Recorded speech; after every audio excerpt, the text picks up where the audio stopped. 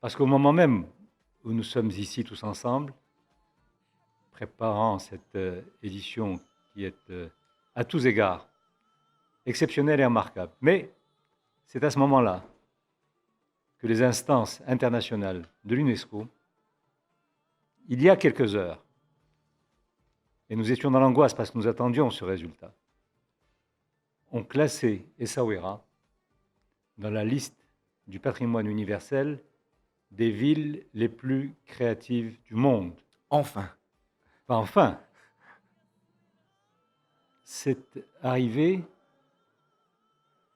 à quelques minutes, à quelques heures de l'ouverture de cette 16e édition. C'est-à-dire que quand on classe Essaouira, qui est déjà sur les listes très nombreuses du patrimoine universel depuis même la fin des années 90, pour son patrimoine, pour son histoire, et qu'aujourd'hui, dans ce réseau très recherché, c'est l'un des plus sélectifs des instances de l'UNESCO, Essaouira, avec quelques villes dans le monde, se voit reconnue comme l'espace où la créativité est reine, et elle est reconnue pour la musique.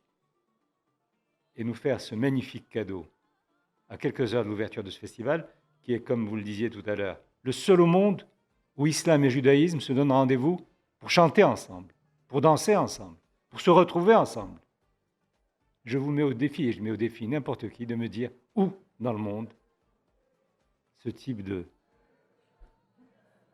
d'événement qu'on ne peut pas qualifier tellement il est au plus profond à la fois de nos histoires mêlées, de nos mémoires mélangées, et comme vous le rappeliez tout à l'heure, nous le faisons depuis 16 ans. Et Essaouira, de ce point de vue-là, a eu la clairvoyance, a eu l'audace, a eu la volonté de donner toutes ses chances à ce rendez-vous à nul autre pareil.